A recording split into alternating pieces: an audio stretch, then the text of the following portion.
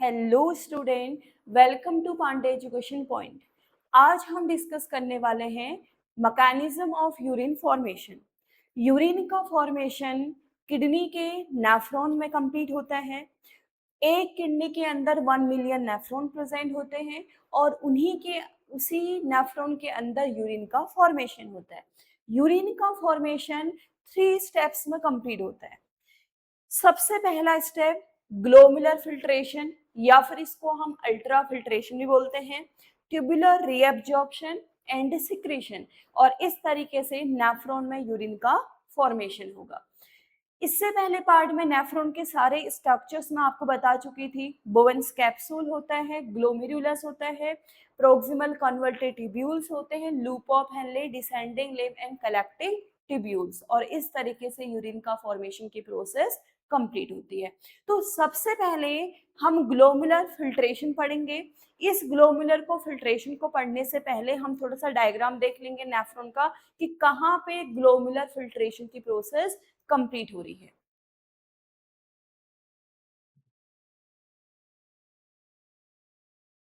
तो देखिए, ये है नेफ्रॉन का स्ट्रक्चर।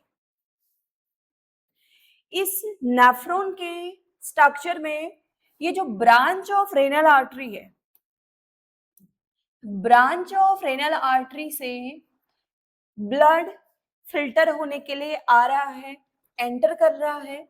तो सबसे पहले वो इस ट्यूब से एंटर करता है। आगे ग्रुप ऑफ कैपिलरीज है जिसको हम ग्लोमेरुलस बोलते हैं, उसके थ्रू ब्लड आगे फ्लो हो रहा है, इस ट्यूब की मदद से फ्लो हो रहा है। तो जब यहाँ पे आगे ब्लड इस तरीके से सर्कुलेट हो रहा है, तो यहाँ पे जो कप शेप्ड स्ट्रक्चर है, इस कप शेप्ड स्ट्रक्चर को हम बोलते हैं बोवेंस कैप्सूल।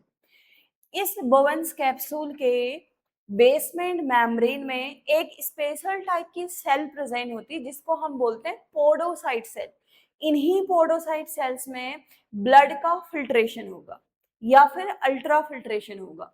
तो अब देखो, ये जो पोडोसाइट्स हैं, ब्लड में जितने भी सब्सटेंस हैं वो सारे के सारे फिल्टर होके आगे ट्रांसपोर्ट हो जाएंगे। सिर्फ यहाँ पे blood cells and plasma protein को छोड़ के सारे के सारे सब्सटेंस यहाँ पे फिल्टर हो जाते हैं, क्योंकि blood cell and plasma protein filter नहीं होते, वो वापस यहाँ से रेनल वेन से बॉडी के पार्ट्स में ट्रांसपोर्ट हो जाते हैं। तो अब देखो, यहाँ पे फिल्टर हो जाएंगे। तो अब हमें ग्लोमुलर फिल्ट्रेशन वाला टॉपिक देखते हैं। उसमें हम देखते हैं कि कौन कौन से सब्सटेंस ब्लड में होते हैं और वो फिल्टर होते हैं। तो अब देखो यहाँ पे, तो हम पहला स्टेप पढ़ेंगे यहाँ पे ग्लोमुलर फिल्ट्रेशन। होता क्या है, देखो ये कहाँ पे कंप्लीट होती है, ग्लोमुलर फिल्ट्रेशन की प्रोसेस या फिर अल्ट्रा फिल्ट्रेशन।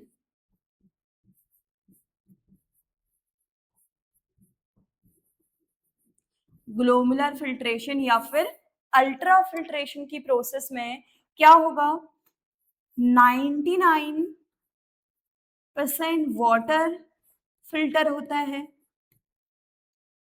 सारा का सारा ग्लूकोज फिल्टर हो जाएगा ब्लड में से, all amino acid,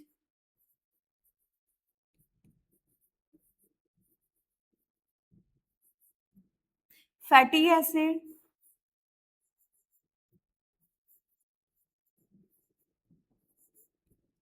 vitamins, hormones, urea, uric acid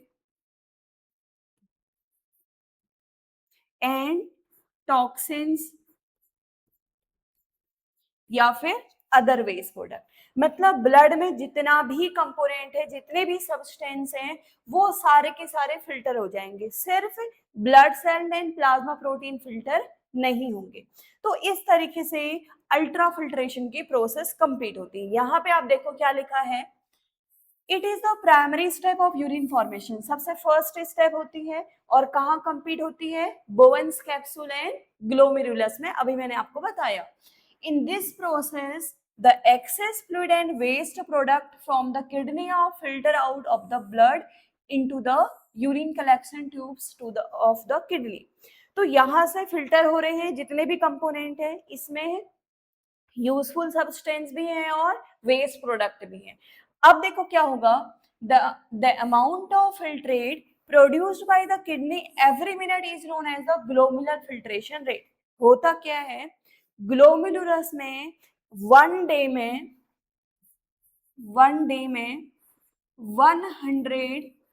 180 litre blood filter होता है. तो 1 मिनट में कितना ब्लड फिल्टर हो जाएगा, 1 मिनट में 125 ml ब्लड फिल्टर होगा. तो इसी ग्लोमेरुलस में जितना फिल्ट्रेशन की प्रोसेस हो रही है 1 मिनट में, उसे हम ग्लोमेरुलर फिल्ट्रेशन रेट बोलते हैं. और ये ग्लोमेरुलर फिल्ट्रेशन रेट 1 दिन का 180 लीटर है और 1 मिनट का 125 ml है. और इस तरीके से ग्लोमेरुलस में और बोवेन्स कैप्सूल में अल्ट्रा फिल्ट्रेशन की प्रोसेस कंप्लीट होती है. अब आगे देखो, अब इस अल्ट्रा फिल्ट्रेशन में यूजफुल सब्सटेंस भी है और हार्मफुल सब्सटेंस भी है. तो हार्मफुल सब्सटेंस तो आगे ट्रांसपोर्ट होते जाएंगे, लेकिन जो एसेंशियल सब्सटेंस है उनका रीअब्जॉर्प्शन होगा. तो सेकंड स्टेप है ट्यूबुलर रीअब्जॉर्प्शन. तो ट्यूबुलर रीअब्जॉर्प्शन कहाँ पे हो रही है, एक बार हम डायग्राम में देख लेते हैं. तो ट्यूबुलर रीअब्जॉर्प्शन की प्रोसेस हो रही है वो प्रोक्सिमल कॉन्वोल्टेड ट्यूब्यूल्स में होगी, लूप ऑफ हेनले में होगी, डिस्टल कन्वर्टेड ट्यूब्यूल्स में होगी और कलेक्टिंग डक्ट में होगी.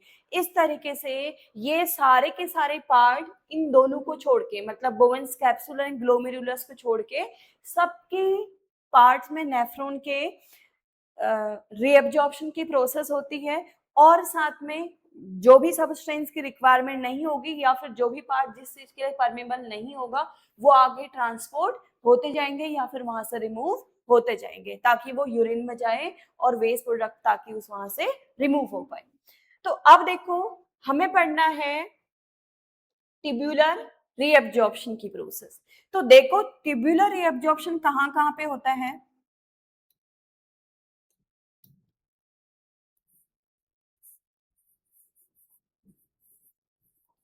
ट्यूबुलर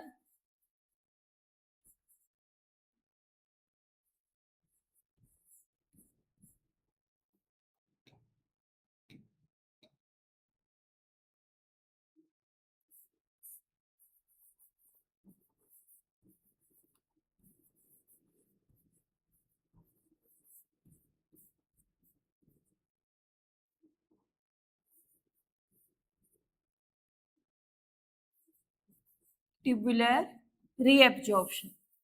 तो कहाँ पे कंप्लीट हो रहा है ट्यूबुलर रीअब्जॉर्प्शन, देखिए ट्यूबुलर रीअब्जॉर्प्शन की प्रोसेस पीसीटी प्रोक्सिमल कॉन्वोल्टेड ट्यूब्यूल्स में कंप्लीट होती है, लूप ऑफ हेनले में कंप्लीट होती है और डीसीटी डिस्टल कन्वर्टेड ट्यूब्यूल में कंप्लीट होती है और कलेक्टिंग ट्यूब्यूल में कंप्लीट होती है, कलेक्टिंग डक्ट पे कंप्लीट होती है. तो अब देखो ट्यूबुलर रीअब्जॉर्प्शन में किस किस का रीअब्जॉर्प्शन होगा, देखो जितने भी एसेंशियल सब्सटेंस है सबका रीअब्जॉर्प्शन हो जाएगा.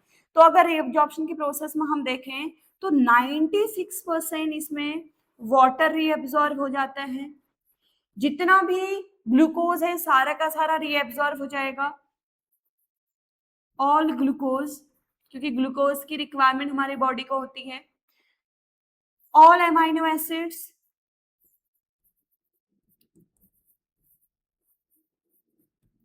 all amino acids, electrolytes means sodium ion,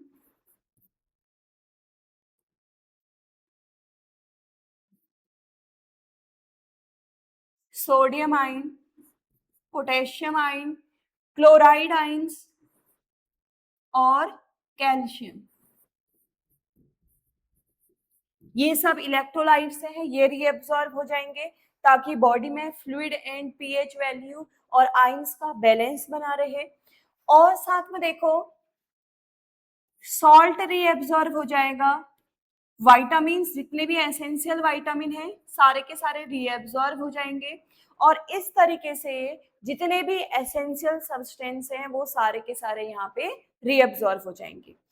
क्या रीएब्जॉर्ब नहीं होंगे? जो एक्सेस अमाउंट में है, जो टॉक्सिन से है या फिर जो आयंस एक्सेस अमाउंट में है, सॉल्ट की अगर अमाउंट ज्यादा हो रही है तो इस तरीके से यहाँ पे क्या होगा? रीएब्जॉर्प्शन होगा।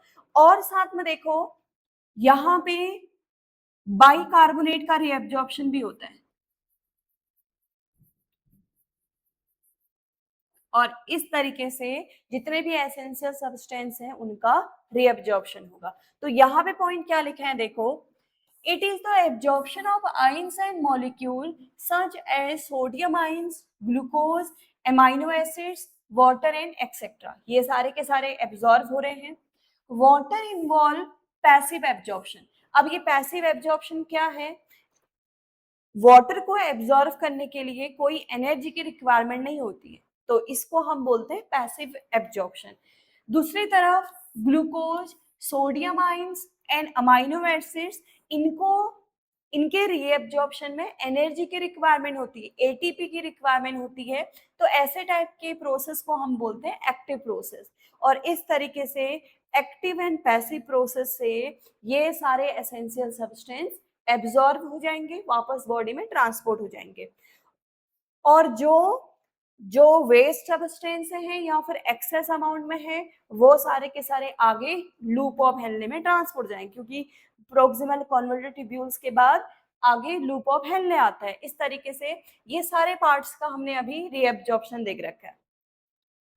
अब देखो इस रीएब्जॉर्प्शन की प्रोसेस में जो जो भी पार्ट इन्वॉल्व है हमें उन सारे पार्ट्स का अपना अपना फंक्शन देखना है। ये तो टोटल रीअब्जॉर्प्शन हम देख रहे हैं। अब देखो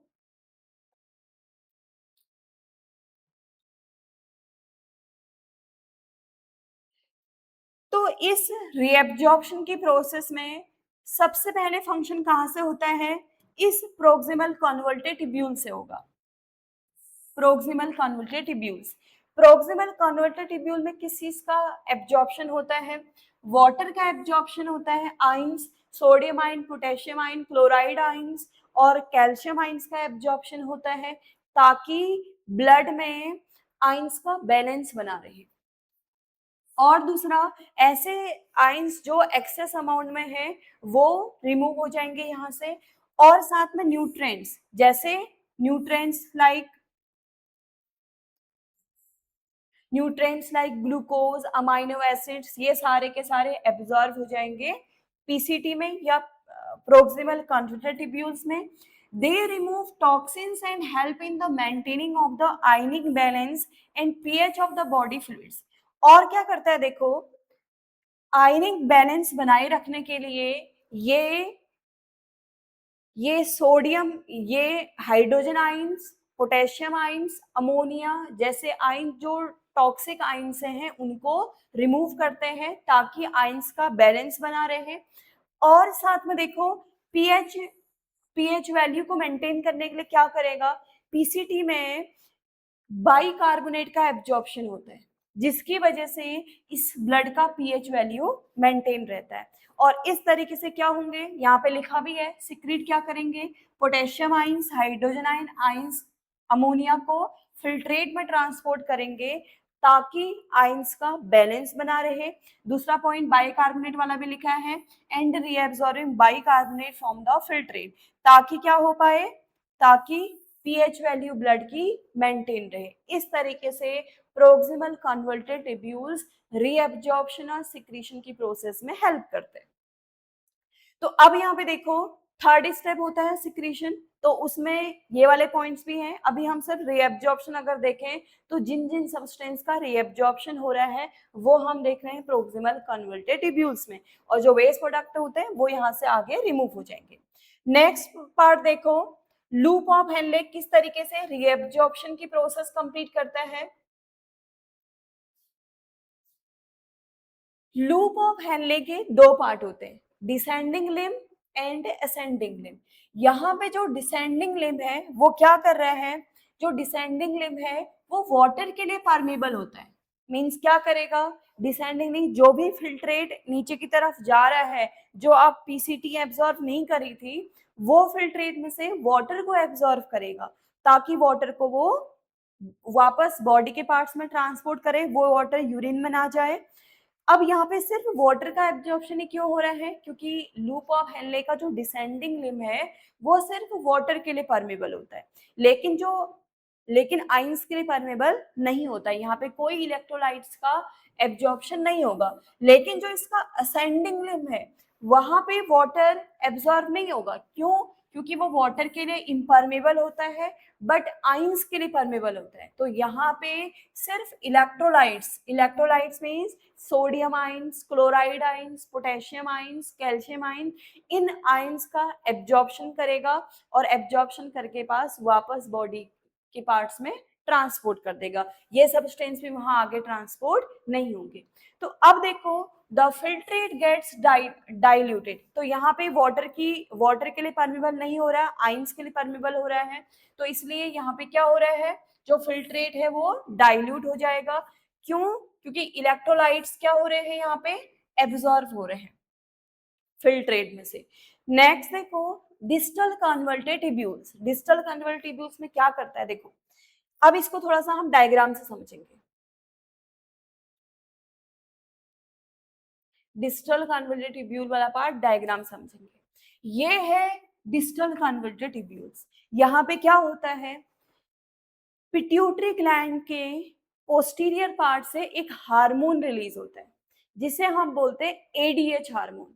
ये एडीएच हार्मोन इस डीसीटी पे एक्ट करता है और ये डीसीटी पे एक्ट करके क्या काम करेगा, अगर बॉडी में वाटर की अमाउंट कम है तो एडीएच का लेवल बढ़ जाएगा, ताकि ताकि उस फिल्ट्रेट में से ज्यादा वाटर एब्जॉर्ब हुए और वापस बॉडी के पार्ट्स में ट्रांसपोर्ट हुए।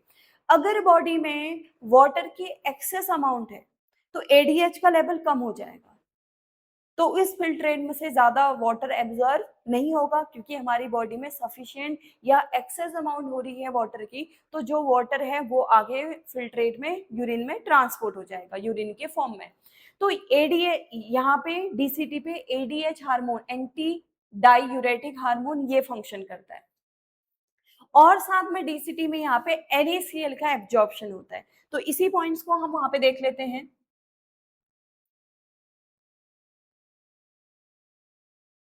डिस्टल कन्वर्टेड ट्यूब्यूल्स में क्या बोला मैं, डिस्टल कन्वर्टेड ट्यूब्यूल्स में डीसीटी में एक पिट्यूटरी ग्लैंड का हार्मोन एक्ट करता है जिसे हम बोलते हैं ADH, anti diuretic hormone.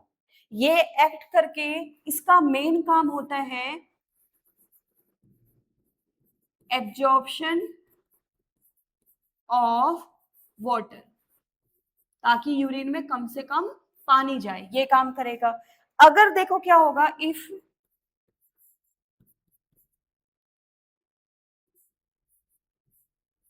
more amount of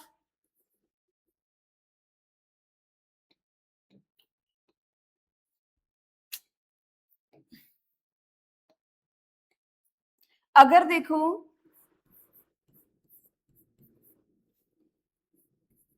अगर बॉडी में ज्यादा अमाउंट है, H2O का लेवल ज्यादा है, तो क्या होगा, एडीएच का लेवल कम हो जाएगा। एडीएच हार्मोन का लेवल कम हो जाएगा ताकि यूरिन में ज्यादा वाटर रिलीज हो पाए, ठीक है, क्योंकि बॉडी में एक्सेस अमाउंट हो रही है। अगर क्या हो, वाटर की अमाउंट कम हो जाए बॉडी में, तो एडीएच का लेवल बढ़ जाएगा, एडीएच का लेवल बढ़ जाएगा, ताकि डीसीटी ज्यादा से ज्यादा उस फिल्ट्रेट में से वाटर को एब्जॉर्ब करे और वापस बॉडी में ट्रांसपोर्ट कर पाए। क्योंकि जो एडीएच है वो वाटर के बैलेंस को बनाए रखता है, उसका मेन काम होता है फिल्ट्रेट में से वाटर को एब्जॉर्ब करना या बॉडी में वाटर के लेवल को मेंटेन करे रखना। तो यहाँ पे पॉइंट लिखे हुए हैं डिस्टल कन्वोल्यूटिब्यूल्स में, देखो क्या हो रहा है, allow reabsorption of water, water का रीअब्जॉर्प्शन करता है सोडियम आइंस, ये सॉल्ट को भी एब्जॉर्ब करने का काम करता है फिल्ट्रेट में से, ताकि सॉल्ट का बैलेंस बनाए रखे ब्लड में। It also help in maintaining pH value को एंड आयनिंग बैलेंस, आयंस के बैलेंस को बनाए रखता है, और इस तरीके से ये रीएब्जॉर्प्शन में हेल्प करता है, और जो भी सब्सटेंस की रिक्वायरमेंट नहीं होगी उनको आगे सिक्रीट कर देगा, आगे रिमूव कर देगा। तो लास्ट पार्ट देखो डिस्टल कन्वोल्यूटिब्यूल्स का काम का लास्ट सॉरी नेफ्रॉन का लास्ट पार्ट क्या होता है, कलेक्टिंग ट्यूब्यूल्स होता है। एडीएच हार्मोन का अफेक्ट यहाँ पे भी होता है, दोनों पार्ट पे होता है, डीसीटी में भी और कलेक्टिंग ट्यूब्यूल्स में। तो कलेक्टिंग ट्यूब्यूल्स में क्या करेगा, उस फिल्ट्रेट में से वाटर को एब्जॉर्व करेगा और वापस बॉडी को ट्रांसपोर्ट कर देगा। अब इस कलेक्टिंग ट्यूब्यूल्स के बाद जो भी सबस्टेंस बचे हैं वो सीधे पेल्विस में चले जाएंगे। हमने किडनी का स्ट्रक्चर पढ़ा था पेल्विस, जहाँ पे वो यूरिन कलेक्ट होता है, और ये पेल्विस से एक किडनी के पास में एक पोल लाइक स्ट्रक्चर होता है जिसे हम हाइलम बोलते हैं, वहां से यूरेटर्स कनेक्ट होता है, और इस पेल्विस में जो भी यूरिन कलेक्ट हुआ है वो उस यूरेटर से होते हुए यूरिनरी ब्लैडर में कलेक्ट हो जाएगा, और यूरिनरी ब्लैडर इस यूरिन को फिर यूरेथ्रा से रिमूव कर देगा, और इस तरीके से यूरिन के फॉर्मेशन की प्रोसेस कंप्लीट होती है। तो अभी तक हमने सिर्फ दो स्टेप पढ़े हैं, एक तो पढ़ा है अल्ट्रा फिल्ट्रेशन की प्रोसेस मींस ग्लोमुलर फिल्ट्रेशन, दूसरा हमने पढ़ा ट्यूबुलर रीएब्जॉर्प्शन। अब थर्ड स्टेप हमने पढ़ना है ट्यूबुलर सिक्रीशन। अब देखो ट्यूबुलर सिक्रीशन में क्या है, बहुत इजी है ट्यूबुलर सिक्रीशन।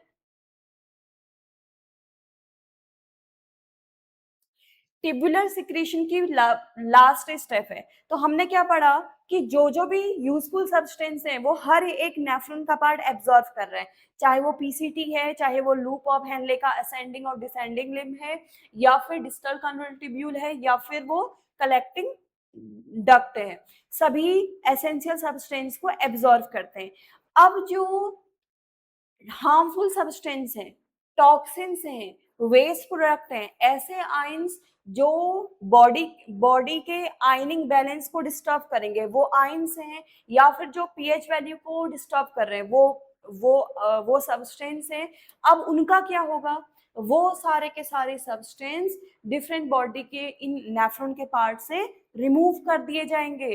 कहाँ चले जाएंगे, वो सारा यूरिन में चले जाएंगे, कलेक्टिंग ट्यूब्यूल से बाहर निकल जाएंगे। तो वो वाला जो स्टेप है वो आएगा सिक्रीशन में। तो क्या होते हैं, मैंने स्टार्टिंग में ही आपको पीसीटी में बताया था, हार्मफुल जैसे टॉक्सिन्स या फिर जो ऐसे आयंस जो एक्सेस अमाउंट है वो क्या है, जैसे पोटेशियम आयंस मैंने बताया था आपको, potassium ions, hydrogen ions and ammonia, ये आयंस के बैलेंस को डिस्टर्ब करते हैं। अगर इनकी एक्सेस अमाउंट होगी ये सारे के सारे रिमूव हो जाएंगे, ताकि बॉडी फ्लूइड मेंटेन रहे, आयंस का बैलेंस रहे, और साथ में पीएच वैल्यू मेंटेन रहे। The function of the various tubules, उसके बाद फिर ये आगे हमने पढ़ लिया है, जहां पे ये सारे के सारे पार्ट क्या करते हैं, ये सारे के सारे पार्ट सिक्रीशन और रीअब्जॉर्प्शन में हेल्प करते हैं। और इस तरीके से नेफ्रॉन के स्ट्रक्चर में हमने ये सारे पार्ट पढ़ लिए हैं। और कलेक्टिंग ट्यूब्यूल्स क्या करेगा, ये जो यूरिन है उसको रेनल पेल्विस से यूरेटर से होते हुए यूरिनरी ब्लैडर या यूरेथ्रा से रिमूव कर देगा, और इस तरीके से यूरिन के फॉर्मेशन की प्रोसेस कंप्लीट हो जाती है।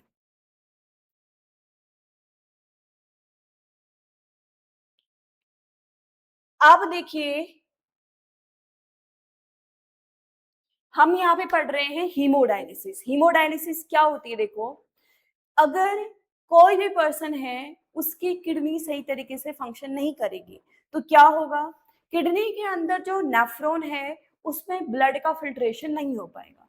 अगर ब्लड का फिल्ट्रेशन नहीं हो पाएगा तो जो भी ब्लड में जो भी एसेंशियल कंपोनेंट हैं उनके साथ साथ जो भी वेस्ट प्रोडक्ट हैं, टॉक्सिन्स हैं, या एक्सेस अमाउंट के कंपोनेंट हैं वो बॉडी में ही रह जाएंगे, ब्लड में ही रह जाएंगे। इससे क्या होगा, वो डिफरेंट फंक्शंस को अफेक्ट कर देंगे, बॉडी में सही तरीके से फंक्शन नहीं होने देंगे, ह्यूमन को सर्वाइव होने में मदद नहीं करेंगे। तो क्या करना होगा, तो इन सारे सब्सटेंस को रिमूव करना होगा। अब ये रिमूव कैसे होंगे, क्योंकि नॉर्मली जो किडनी काम करती थी वो तो काम नहीं कर पा रही है, कुछ ऐसे वहां पे कुछ भी ऐसा फंक्शन नहीं हो पा रहा है किडनी में सही तरीके से, तो क्या करना पड़ेगा, एक प्रोसेस यूज होती है जिस प्रोसेस को हम बोलते हैं हीमोडायलिसिस। एक हीमोडायलिसिस की प्रोसेस करनी पड़ेगी ताकि किडनी के अलावा कुछ ऐसी मशीन के थ्रू ब्लड का फिल्ट्रेशन हो पाए और बॉडी में जो भी हार्मफुल सब्सटेंस हैं बॉडी से रिमूव हो पाए, किडनी से रिमूव हो पाए और ब्लड से रिमूव हो पाए और ब्लड में वही कंपोनेंट रहे जो एसेंशियल सब्सटेंस है। तो ऐसी प्रोसेस को हम बोलते हैं हीमोडायलिसिस। अब यहाँ पे पॉइंट देख लेते हैं क्या लिखा हुआ है। व्हेन द किडनी फेल, जब किडनी काम नहीं कर पाती है, फेल हो जाती है, it result in lot of complications, बहुत ज्यादा कॉम्प्लिकेशन आने लग जाते हैं बॉडी में, क्योंकि बॉडी सही तरीके से फंक्शन नहीं करती रखती है, डिजीजेस कॉज जाते हैं बॉडी में। And to compensate for this situation और टेक्नोलॉजी, तो इस कंडीशन में एक टेक्नोलॉजी यूज करी जाती है जिसको हम बोलते हैं डायलिसिस। तो अब ये डायलिसिस क्या है, डायलिसिस एक प्रोसेस है जिसको एक मशीन के थ्रू कंप्लीट किया जाता है, जिसको हम बोलते हैं डायलिसिस या फिर आर्टिफिशियल किडनी। ये आर्टिफिशियल किडनी होती है जो अभी डायग्राम में देखते हैं हम, आर्टिफिशियल किडनी क्या है, यहाँ पे देख रहे हैं ये छोटा सा एक डायलिजर है, ये बॉक्स है, इसको हम बोल रहे हैं आर्टिफिशियल किडनी डायलिजर, जहां पे ये पूरी किडनी का काम करेगा, ब्लड को फिल्टर करने का काम करेगा। तो अब देखो वही पॉइंट्स पढ़ लेते हैं।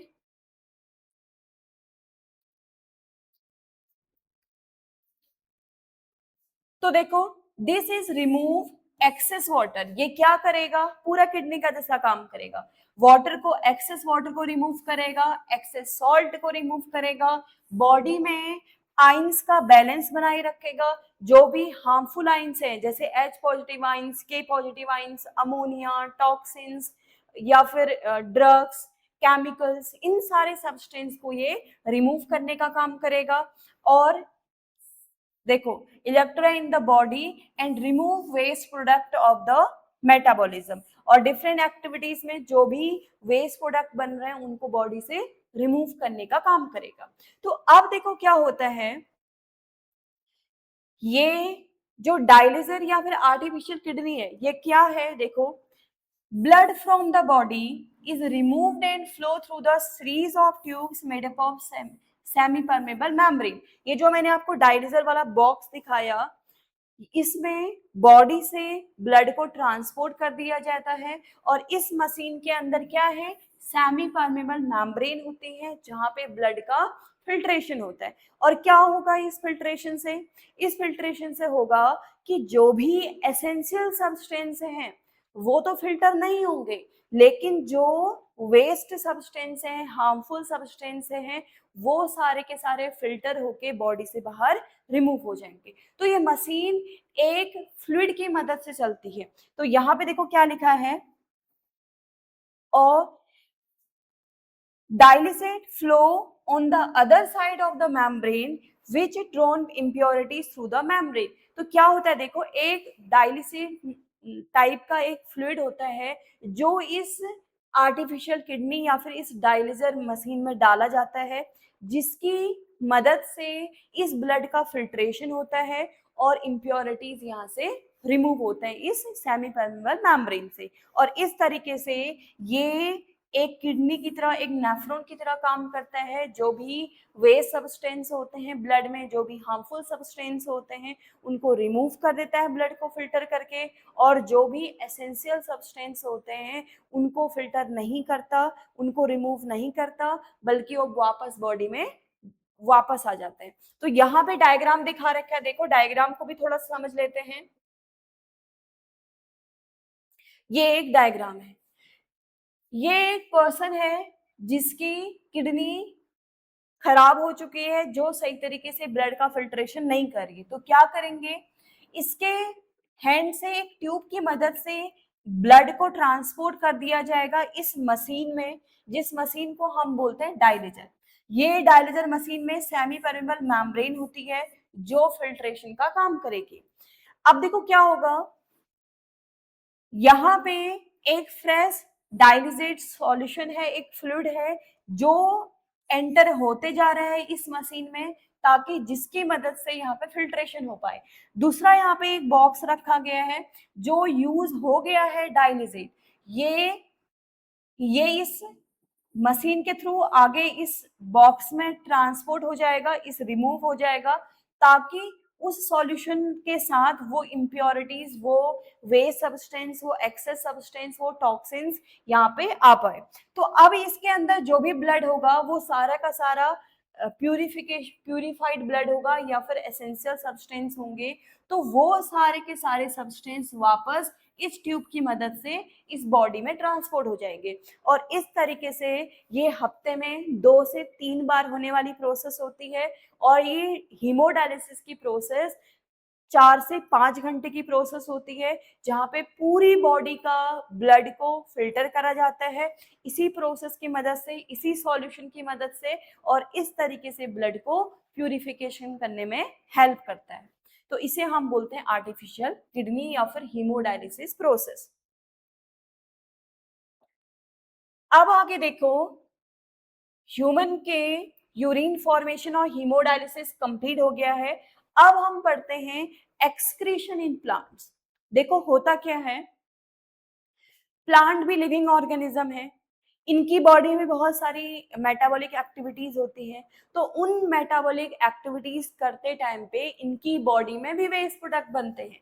अगर वो वेस्ट प्रोडक्ट बॉडी में ही रह जाएंगे तो प्लांट की बॉडी के फंक्शंस को अफेक्ट करेंगे, प्लांट की बॉडी में सही तरीके से फंक्शन नहीं होने देंगे। तो प्लांट की बॉडी सही से काम कर पाए, वेस्ट प्रोडक्ट रिमूव कर पाए, तो इन प्लांट की बॉडी में भी एक्सक्रीशन की प्रोसेस होती है। पर ह्यूमन बॉडी की तरह यहाँ पे कोई स्पेशल सिस्टम नहीं होता इस एक्सक्रीटरी प्रोडक्ट को रिमूव कराने के लिए। पर फिर भी एक्सक्रीशन की प्रोसेस बॉडी पार्ट्स के थ्रू कंप्लीट होती है। तो यहाँ पे पॉइंट्स लिखे हुए देखो, excretion is the process of removing harmful waste substance during produced during metabolic activity from the body। Plant के मेटाबॉलिक एक्टिविटीज में जो भी हार्मफुल या वेस्ट सब्सटेंस बनते हैं उनको रिमूव होते हैं, इसे हम क्या बोलते हैं, एक्सक्रीशन बोलते हैं। Plant also produce waste. अब वेस्ट प्रोडक्ट कौन सी प्रोसेस में बनते हैं, देखो इनकी बॉडी में होती है रेस्पिरेशन की प्रोसेस, जहां पे कार्बन डाइऑक्साइड वेस्ट प्रोडक्ट बनता है। दूसरी प्रोसेस होती है फोटोसिंथेसिस, जब प्लांट अपना फूड का फॉर्मेशन करते हैं। तो फूड का फॉर्मेशन तो करते हैं, ग्लूकोज का फॉर्मेशन तो करते हैं, साथ में कार्बन डाइऑक्साइड वेस्ट प्रोडक्ट बनता है। लेकिन एनिमल की तरह यहाँ पे कोई स्पेशल ऑर्गन या फिर किडनी नहीं होती जिसके अंदर नेफ्रॉन होते होंगे, ब्लड का प्यूरिफिकेशन करते होंगे, यहाँ पे ब्लड भी नहीं होगा। तो इनके बॉडी से जो भी इन दोनों प्रोसेस से जो भी वेस्ट प्रोडक्ट बन रहे हैं वो बॉडी ऑर्गन के थ्रू ही रिमूव होंगे। अब हम पढ़ते हैं, अभी हम पढ़ेंगे कौन कौन से बॉडी के पार्ट रिस्पॉन्सिबल होते हैं इस चीज के लिए। आगे देखो, प्लांट्स में इन वेस्ट प्रोडक्ट को रिमूव करने की जरूरत क्यों पड़ती है, ये हमें पढ़ना है। देखो क्यों पड़ती है, during metabolism plant produce several waste product. जब प्लांट की बॉडी डिफरेंट काम कर रही होती है, चाहे वो फोटोसिंथेसिस की प्रोसेस कर रही हो, चाहे वो रेस्पिरेशन की प्रोसेस कर रही हो, ट्रांसपोर्टेशन की प्रोसेस कर रही हो, तो उस प्रोसेस में वेस्ट प्रोडक्ट का फॉर्मेशन होता है। If these waste remain inside the plant, अगर प्लांट की बॉडी से रिमूव नहीं हुए या फिर प्लांट की बॉडी में रह गए तो क्या होगा, दे में डैमेज सेल, तो ये प्लांट की सेल को डैमेज कर देंगे। देयरफॉर प्लांट्स रिमूव और स्टोर दीज वेस्ट सेफली। तो इस तरीके से प्लांट की सेल डैमेज ना हो, इसलिए प्लांट की बॉडी से ये वेस्ट प्रोडक्ट क्या होते हैं, रिमूव होते हैं डिफरेंट बॉडी के पार्ट से। तो अब हमें देखना है वही वेस्ट प्रोडक्ट। तो प्लांट की बॉडी में जो फोटोसिंथेसिस की प्रोसेस में जो वेस्ट प्रोडक्ट बन रहा है उसे हम बोलते हैं ऑक्सीजन। तो हमने फोटोसिंथेसिस की पूरी प्रोसेस पढ़ दी थी। फोटोसिंथेसिस की प्रोसेस कंप्लीट होती है प्लांट के लीफ में। इस लीफ में छोटे छोटे पोर लाइक स्ट्रक्चर प्रेजेंट होते हैं जिन्हें हम बोलते हैं स्टोमेटा। इन्हीं स्टोमेटा डिफ्यूजन की प्रोसेस के थ्रू गैसेस का एक्सचेंज करते हैं। तो गैसेस का एक्सचेंज में क्या होगा, वो इस स्टोमेटा से, देखो ये है मान लो स्टोमेटा,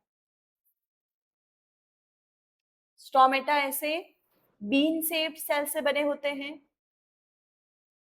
ये स्टोमेटा फोटोसिंथेसिस की प्रोसेस में कार्बन डाइऑक्साइड को रिसीव करेंगे और H2O को, H2O प्लांट की रूट्स द्वारा एब्जॉर्व कर लिया जाएगा और ये दोनों दो सनलाइट एंड क्लोरोफिल की प्रेजेंस में फूड का फॉर्मेशन करेंगे, मींस ग्लूकोज का फॉर्मेशन करेंगे। अब यहाँ पे देखो, इसी स्टोमेटा में जब ग्लूकोज का फॉर्मेशन करते हैं तो इसी स्टोमेटा से एक वेस्ट प्रोडक्ट रिमूव करते हैं जिसे हम बोलते हैं ऑक्सीजन। तो यहाँ पे ये जो वेस्ट प्रोडक्ट बन रहा है ये है ऑक्सीजन, और ये कार्बन डाइऑक्साइड एंड ऑक्सीजन का जो एक्सचेंज हो रहा है डिफ्यूजन की प्रोसेस से, ये कंप्लीट होता है प्लांट के स्टोमेटा में, और इस तरीके से स्टोमेटा फोटोसिंथेसिस की प्रोसेस में ऑक्सीजन वेस्ट प्रोडक्ट को बॉडी से रिमूव करते हैं। दूसरा देखो, कार्बन डाइऑक्साइड। अब देखो, प्लांट अगर फूड बना लेंगे तो उनको रेस्पिरेशन करना पड़ेगा, उस फूड को यूटिलाइज करना पड़ेगा। तो अब देखो, प्लांट को रेस्पिरेशन के लिए ऑक्सीजन की रिक्वायरमेंट होती है। ये सारा हम रेस्पिरेशन इन प्लांट में पढ़ चुके हैं, सारी प्रोसेस। तो होता क्या है देखो, ये जो ऑक्सीजन है ये भी प्लांट के लीफ में स्टोमेटा के थ्रू एंटर करते हैं और प्लांट के स्टेम में लेंटिकल्स के थ्रू एंटर करते हैं और प्लांट्स के रूट्स में रूट हेयर्स के थ्रू एंटर करते हैं। तो ये ऑक्सीजन एंटर करेगा, जो प्लांट ने फोटोसिंथेसिस में जो भी फूड का प्रोडक्ट बनाया होगा C6H12O6, ये ऑक्सीजन की प्रेजेंस में ब्रेक डाउन होगा और यहाँ पे एनर्जी का प्रोडक्शन होगा। इस एनर्जी के साथ साथ यहाँ पे कुछ वेस्ट प्रोडक्ट बन रहे हैं, CO2 और H2O, ये है वेस्ट प्रोडक्ट। अब इन वेस्ट प्रोडक्ट को रिमूव करना होगा। तो प्लांट के लीफ में तो स्टोमेटा के थ्रू ये वेस्ट प्रोडक्ट रिमूव होता है, प्लांट के स्टेम में लेंटिकल्स के थ्रू रिमूव होता है और प्लांट की रूट में रूट हेयर्स के थ्रू ये सारे वेस्ट प्रोडक्ट रिमूव होते हैं। और इस तरीके से प्लांट के फोटोसिंथेसिस और रेस्पिरेशन में ये वेस्ट प्रोडक्ट बनते हैं। फोटोसिंथेसिस में ऑक्सीजन बन रहा है और रेस्पिरेशन की प्रोसेस में कार्बन डाइऑक्साइड वेस्ट प्रोडक्ट बन रहा है और साथ में H2O। अब हमें नेक्स्ट स्टेप में देखना पड़ेगा कि H2O का रिमूवल कैसे होता है। तो देखो, ये जो H2O रिलीज हो रहा है, ये एक्सेस वाटर रिलीज हो रहा है, ये कौन सी प्रोसेस में होता है देखो, इन्हीं स्टोमेटा के थ्रू एक्सेस वाटर का रिमूवल भी होगा। तो देखो, plant absorb large amount of water from the soil. अब प्लांट के रूट का काम है सॉइल से वाटर को एब्जॉर्व करना ताकि फोटोसिंथेसिस की प्रोसेस कंप्लीट कर पाए। तो प्लांट के फोटोसिंथेसिस में बहुत ज्यादा वाटर यूज नहीं होता है जितना प्लांट की रूट वाटर को एब्जॉर्व करती है, तो कुछ ही अमाउंट इस यूज होता है। तो अब क्या होगा, दूसरा जो प्ला फोटोसिंथेसिस की प्रोसेस दिन के टाइम पे होती है, सनलाइट के प्रेजेंस में होती है, तो वाटर तब भी रिलीज होता है ताकि सनलाइट से प्लांट की लीफ को कोई अफेक्ट ना हो। उसके अलावा जो वाटर रिलीज होगा वो एक्सेस वाटर हम इसको बोलेंगे। तो क्या होगा देखो, जब प्लांट की लीफ से, प्लांट के स्टोमेटा से वाटर वाटर वेपर के फॉर्म में रिलीज होगा, तो इस प्रोसेस को हम बोलेंगे ट्रांसपिरेशन। देखो, loss of water vapour through stomata, stomata से वाटर वेपर के फॉर्म में रिलीज हो रहा है, mainly occurs in the leaves के स्टोमेटा में ये प्रोसेस कंप्लीट होती है। अब देखो, वाटर का रिमूवल हो रहा है प्लांट की लीफ की स्टोमेटा से, लेकिन वो वाटर वेपर के फॉर्म में रिलीज नहीं हो रहा, बल्कि वाटर ड्रॉपलेट्स के फॉर्म में रिलीज हो रहा है। तो ऐसी प्रोसेस को हम बोलते हैं गटेशन। ये भी एक्सेस वाटर की ही कंडीशन है, प्लांट के रूट्स ज्यादा वाटर एब्जॉर्व कर लेते हैं तो स्टोमेटा के थ्रू वो रिलीज होता है। तो देखो क्या होता है, removal of waste water droplets through hydathodes at leaf margin. Leaf margin से वाटर ड्रॉपलेट्स का रिमूव होना usually occurs at the night and early morning. Usually कब होता है, या तो रात को होता है या फिर अर्ली मॉर्निंग। ऐसा क्यों? क्योंकि सनलाइट के प्रेजेंस में होगा तो ये वाटर ड्रॉपलेट्स नहीं होंगे, ये वाटर इवेपोरेट हो जाएगा वाटर वेपर के फॉर्म में। पर नाइट में और अर्ली मॉर्निंग में इतनी तेज गर्मी नहीं होती है, इन्वायरमेंट ठंडा रहता है, जो वाटर रिलीज हो रहा है वो वाटर ड्रॉपलेट्स के फॉर्म में होता है।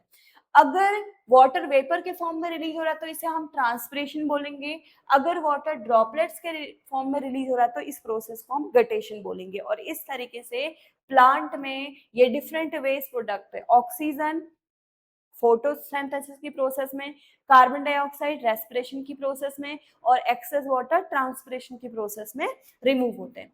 अब आगे देखो, हमारे पास कुछ डायग्राम भी है यहाँ पे जो एक्सक्रीशन इन प्लांट्स को दिखा रहे हैं। यहाँ पे देखिए ऑक्सीजन वेस्ट प्रोडक्ट के फॉर्म में रिमूव हो रहा है फोटोसिंथेसिस की प्रोसेस में।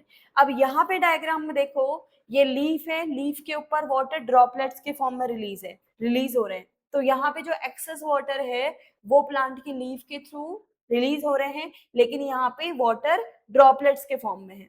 तो ये वाटर वेपर के फॉर्म में भी हो सकता है। इसके आगे स्लाइड में देखो, ये कुछ यहाँ पे ऐसे वेस्ट प्रोडक्ट होते हैं जो प्लांट की बॉडी से रिमूव हो रहे हैं। यहाँ पे लीफ दिखा रहा है, इस लीफ की बॉडी से ये वेस्ट प्रोडक्ट रिमूव हो रहे हैं।